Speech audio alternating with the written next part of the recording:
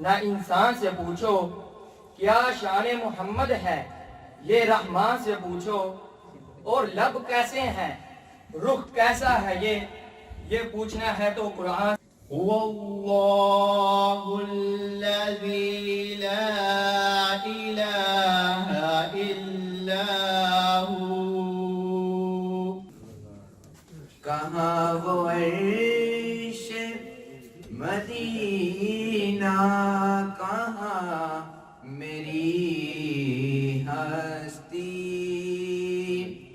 کہاں وہ عرش مدینہ۔ آقا تیری صورت اور سیرت کا عمومان نظر آیا، ماں ذاق آنکھیں تو الشمس ہے، روح ناصر قرآن کے چہرے۔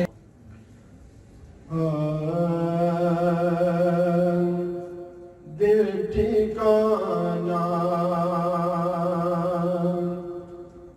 میرے حضور کا ہے،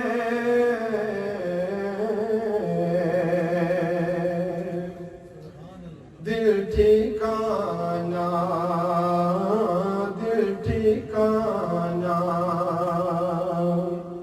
میرے حضور کا ہے۔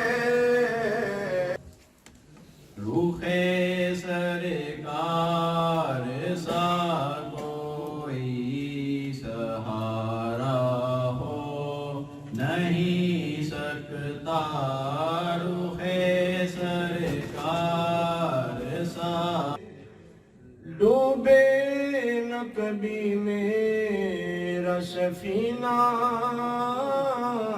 لکھ دے اور جنت بھی گوارا،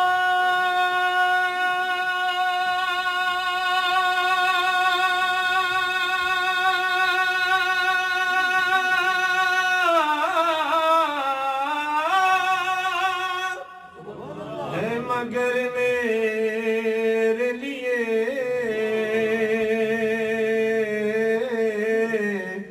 اے کاتب تقدیر مدینہ، لکھ دے۔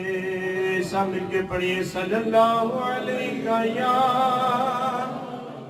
تو اللہ تبارک و تعالیٰ، یہی میری دعا ہے کہ اللہ تبارک و تعالیٰ یہاں آ کر بھی ان کو اپنے دین کی خدمت کی توفیق عطا فرمائے، اور یہ جو اللہ تبارک و تعالیٰ نے ان پر فضل کیا ہے اس کو یہ قائم رکھ سکے۔ قرآن پاک کی جو دولت ہے اللہ تبارک و تعالیٰ ان کو اس پر عمل کرنے کی بھی توفیق عطا فرمائے۔ تو ویسے تو میں بیان شروع کرنے والا تھا تو میں نے دیکھا کہ وہ آ گئے ہیں۔ تو حاکم ہر ایک حاکم دا، ایہو ہر حاکم دا کہنے، تیرے نال دا سونا ایک بھی نہیں، سچ کہنا قسم حسین۔ جو قبلہ ڈاکٹر صاحب نے 30-35 سال پہلے اپنے خطاب میں کہے تھے ڈنمارک کی زمین پر، اس کو آج اگر اسپین کی دھرتی کے اوپر آپ دیکھیں کہ ایک بچہ نہ صرف کلمہ ایمان پڑھ رہا ہے اس نے، بلکہ مکمل قرآن پاک اپنے سینے کے اندر محفوظ کر لی۔ نعرہ تکبیر، نعرہ رسالت، نعرہ رسالت، نعرہ حیدری۔ اس کے ساتھ ساتھ اس فکر کا گول بیج لگایا آج سے کافی عرصہ پہلے، اور آج اس بیج سے نکلنے والا پودا پوری دنیا کے اندر ہمیں ایمان کے نور سے مستفیض فرما رہا ہے۔ منہاج القرآن کے ادارے پوری دنیا کے اندر اور بالخصوص یورپ کے اندر قائم کرنے کا مقصد بھی یہ تھا کہ یہاں پر بسنے والے بچے اور نوجوان وہ ایمان کے نور سے محروم نہ رہ جائیں۔ اکثر سننے میں آتا ہے والدین سے بھی بچوں سے بھی کہ اسکول کے اندر ہمیں دینی تعلیم جو دنیاوی تعلیم ہے اس کے ساتھ ساتھ کچھ ایسا بھی پڑھایا جاتا ہے جو ہمیں دین سے دور کر رہا ہے۔ اپنے حالت حقیقی سے جا ملے، ان کے لیے مغفرت کی دعا ہے اللہ تعالیٰ سے۔ جس دن ہمارے سفر کا یہاں پہ آغاز ہو رہا تھا، یا یوں سمجھیں کہ سانو اجازت ملتی تھی کہ ٹھیک ہے تسی اتنے اپنا مرکز قائم کر لو، مسجد بنا لو، تو وہ بھی ان ساتھیوں میں شامل تھے جو یہاں کی مقامی تنظیمات تھی، ان میں کچھ تحفظات تھے، اختلافات تھے۔ ہم ان حالکان کو جو وابستہ ہیں ابھی تک وہ نہیں سمجھ سکے، اور جو لوگ دور دور رہتے ہیں صرف کبھی نماز پڑھنے آ جاتے ہیں، کبھی جمعہ پڑھ لیتے ہیں، عید پڑھ لیتے ہیں سال میں، وہ منافقان کو کس طرح سمجھ سکتے ہیں؟ دشمنی اور بغض رکھتا ہے،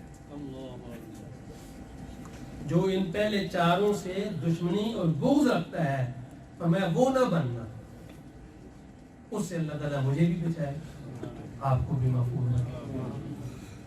جس بھی دینی مرکز سے آپ وابستگی اختیار کریں گے، اجر اللہ نے دینا ہے، میں نے نہیں دینا۔ اللہ دینے پر آئے تو میں رکاوٹ نہیں بن سکتا،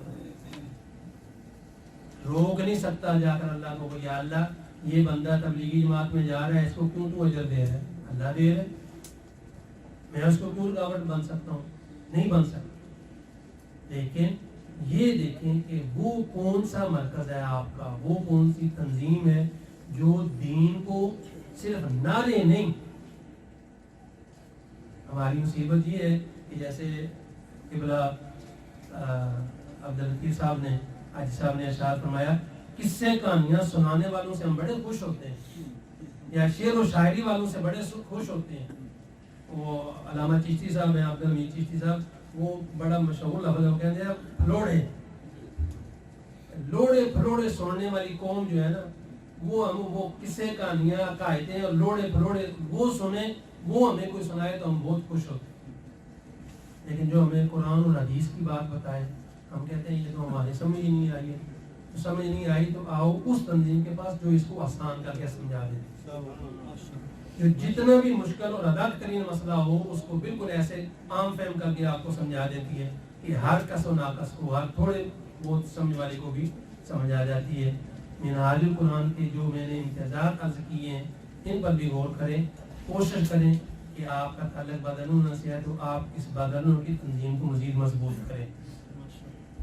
آپ کی مضبوطی چندہ اپنی جگہ پر ہے، وہ تو آپ دے رہے ہیں ماشاءاللہ، نہیں اس کے ممبر تو بھی آپ اس مرکز کے لیے چندہ دے رہے ہیں، اللہ آپ کو اس کی جزائے خیر دے، اجر آپ فرمائے۔ اس سے پہلے دیتے رہے، اس کے اخراجات چلتے رہے، ٹھیک ہے ابھی مشکل حالات ہیں۔ شروع میں ہم نے ایک کوشش شروع کی تھی، یہاں لسٹ بھی لگتی تھی، آپ دوستوں میں سے کئی کو یاد ہوگا جو ماہانہ چندہ دیتے تھے، دیتے نہیں ہیں نا، نام لکھے ہوتے تھے کہ یہ بندہ جتنی کسی کی توفیق ہے، وہ پھر اشتہار ہم نے وہاں لسٹ لگانی چھوڑ دی کہ جو بندہ بیچارہ تھوڑے دیتا ہے، 5 یورو دیتا ہے، تو جو 20 یورو دیتا ہے وہ کہیں دیکھ کے یہ نہ سمجھے کہ یار یہ 5 یورو ہے تو ٹھیک ٹھاک مالدار ہے تو 5 یورو صرف دے دیں۔ اس لیے پھر ہم نے لسٹ لگانی چھوڑ دی کہ اس کی دل شکنی نہ ہو۔ لیکن وہ لسٹ نہ لگانے کا یہ مطلب نہیں ہے کہ آپ ماہانہ چندہ ہی روک کے بیٹھ جائیں۔ یہ ترتیب بھی آپ کو میں دوبارہ گزارش کروں گا، اور تنظیم سے بھی، قدیر اعوان صاحب سے، بھائی شفیق صاحب سے گزارش کروں گا کہ وہ اس ترتیب کو پھر سے شروع کریں، اور آپ دوستوں سے گزارش ہوگی آپ نہ صرف خود اپنے اوپر لازم کریں کہ میں اتنے ماہانہ چندہ دوں گا، بلکہ آپ دوسرے ساتھیوں کو بھی ساتھ شامل کریں اور دوستوں کو ساتھ لائیں کہ وہ ماہانہ چندے والی اس فہرست میں شامل ہوں۔ جو جمعے پر آپ دیتے ہیں، جو مختلف مواقع پر آپ چندہ دیتے ہیں اس مرکز کے لیے، آپ دیکھیں اس کی بجلی کا خرچہ ہے، پانی کا خرچہ ہے، صفائی کا اخراجات ہے، مشینیں چل رہی ہیں، سارے اخراجات ہیں، تو یہ نہ ہی اس وکالت کی تنظیم یہاں آئی، نہ درسانہ کی تنظیم یہاں مانگنے کے لیے چندہ آئی، نہ راسمت جانیر والی تنظیم یہاں چندہ مانگنے۔ ومولانا محمد اللهم صل على سيدنا ومولانا محمد وعلى آله وصحبه وبارك وسلم اللهم صل على سيدنا ومولانا محمد اللهم صل على سيدنا ومولانا محمد اللهم صل على سيدنا ومولانا محمد وعلى آله وصحبه وبارك وسلم اللهم صل على سيدنا ومولانا محمد سارے پڑھو درود اج سرکار آ گئے سارے پڑھو درود اج سرکار آ گئے دنیا پہ دو جہان دے مختار آ گئے اللهم صل على سيدنا ومولانا محمد اللهم صل على سيدنا ومولانا محمد وعلى آله وصحبه وبارك وسلم اللهم صل على سيدنا ومولانا محمد وعلى تمام حضرات اپنی جگہ تشریف رکھیں.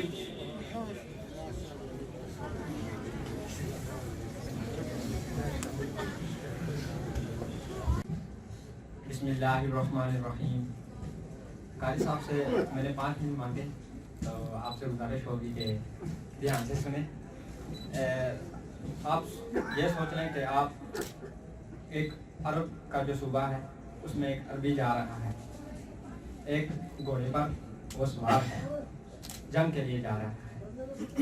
اس کا گھوڑا اتنی تیزی سے دوڑ رہا ہے کہ جب گھوڑے کے پاؤں زمین کے ساتھ لگتے ہیں تو آگ کا شعلے نکل رہے ہیں.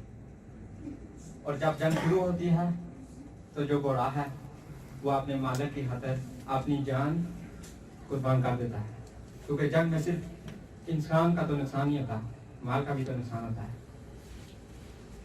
تو یہ جو گھوڑا ہے یہ اتنی بڑی قربانی کیوں دے رہا ہے؟ صرف اس بات پر کہ اس کا مالک ہے جو اس کو کھانا پیش کرتا ہے. تو ہمارے جو رب ہیں انہوں نے ہمیں زندگی دی اور کھانا بھی دیا, اور ہم پھر بھی ناشکرے ہیں. ہم اللہ تعالیٰ کی پھر بھی عبادت نہیں کرتے, اللہ تعالیٰ کا شکر ادا نہیں کرتے. ان الانسان لربہ لکنود. اللہ تعالیٰ فرما رہے ہیں کہ انسان سب سے بڑا ناشکرہ ہے. وَإِنَّهُ عَلَى ذَلِكَ لَشَهِيدٌ. اور وہ اس بات کا تک ترجمہ کر سکی ہوئے ادا راز کیے اس کا یار بولوں یا تو سارے نمائن تو منو ہی سمجھ آئے. کچھ دسو تمہوں کو سمجھ آؤں نہیں آؤں دسو نا. کوئی دنیا تے ایسا ہے جو الف لام میم کا ترجمہ کر سکے؟ نہیں, شاید کسی سنیا ہوئے. اس وقت اس دور دے وچ یہ چیز نہیں کہ میں کوئی خوشامد نہیں کر رہا, میں وہ چیز کہہ رہا ہوں جیڑی میں اپنی 62 سالہ زندگی دے وچ ایک تجربہ کیتا ہے, مشاہدہ کیتا ہے. میں لکھاں تے کروڑاں دی محفلاں وچ بھی بیٹھا, سنے نے خطابات سنے نے, جید علماء سنے نے, لیکن یہ اللہ دی عطا ہے. جس طرح کہ قرآن پاک وچ آندا ہے تلک الرسل فضلنا بعد ولا بعد. اسی بعض رسولاں تے فضیلت دیتی ہیں. سب رسول نے اودا ہی کوئی ہے, لیکن سارے نو الگ الگ مقام دیتا ہے. سارے رسول نے, لیکن اللہ دی ذات کہہ رہی ہے کہ میں بعض رسولاں تے فضیلت دیتی ہیں. سارے علماء بس صرف ایک حاضری لگوانی, کیونکہ نام لیا گیا اس وجہ سے. الحمدللہ ثم الحمدللہ. یہ مشن اللہ اور اس کے رسول صلی اللہ علیہ وسلم کا مشن ہے، اور اس میں کوئی دکھلاوا نہیں، کوئی دوسری بات نہیں، بات وہی ہے جو دل سے نکلتی ہے۔ کوئی بندہ بالہانہ اس کا بڑا اظہار کرتا ہے، اور کوئی بندہ اپنے دل میں رکھتا ہے لیکن اظہار بھی کرتا ہے۔ تو اللہ پاک کے فضل و کرم سے اس مشن کے ساتھ جب سے جڑے ہیں اللہ رب العزت کی اتنی عنایات، اتنا کرم، اتنا فضل ہے کہ اس کو بیان کرنا ممکن نہیں، کیونکہ انسان کے پاس وہ الفاظ نہیں ہیں، کم از کم میرے پاس نہیں ہے۔ حضور علیہ الصلوۃ والسلام کی بالخصوص توجہات، دیکھیں ایک سمپل سی بات ہے، آپ سب جو ادھر ساتھی موجود ہیں، جب کسی کو نیشنلٹی ملتی ہے آپ مبارک دیتے ہیں یا نہیں دیتے ہیں نا؟ حالانکہ ہم پاکستان سے بے حد محبت کرتے ہیں، لیکن مبارک کیوں دیتے ہیں؟ نیشنلٹی مل رہی ہے جبکہ ہمیں کہتے ہیں کہ پہلی والی چھوڑ دو، دکھ بھی ہوتا ہے لیکن پھر مبارک دے رہے ہیں، کیوں؟ کیونکہ آپ کو ایک سیکورٹی ملتی ہے، آپ کو فیل ہوتا ہے کہ آپ سیکیور ہو گئے، ہم اسپین سے کوئی نہیں نکال سکے گا، آپ کو اچھی صحت ملے گی، آپ کے بچوں کا اچھا فیوچر ہوگا۔ دیکھیں جیسے کسی والد کو ملتی ہے، سب سے پہلے مجھ سے یہ سوال کرتا ہے میرا پتر 18 سال تو چھوٹا، مل جائے گی نا؟ یعنی کہ یہ سوال ہے کیونکہ اس کے لیے وہ پروٹیکشن چاہ رہا ہوتا ہے۔ اب بات یہ ہے کہ منہاج القرآن جو ہے وہ میں نے سلیکٹ کیا، کیوں؟ مجھے آج دن تک کسی مسجد میں جاؤں مجھے کسی نے منع نہیں کیا نماز مت پڑھو، یا میں وہاں پر درود شریف پڑھوں، مجھے کسی نے منع کیا درود نہ پڑھو۔ تو منہاج القرآن پھر کیوں میں نے سلیکٹ کر لیا؟ منہاج القرآن اس لیے میں نے سلیکٹ کیا، اور اسپیشلی بھائی کے لیے بات کروں گا، آپ یونیورسٹی میں پڑھ رہے ہیں، جیسے جیسے بندہ علم حاصل کرتا ہے آپ کے اوپر اٹیک بھی ڈفرینٹ انداز سے ہوتے ہیں۔ ہمارے اوپر میں نے خود یہاں کی تعلیم حاصل کی ہے، اور آپ یقین نہیں کریں گے ٹیچر نے کبھی مجھے یہ نہیں بولا تھا کہ تم نماز نہ پڑھنا، اللہ کی عبادت نہ کرنا۔ مسئلہ یہ ہوتا ہے کہ باقی جتنی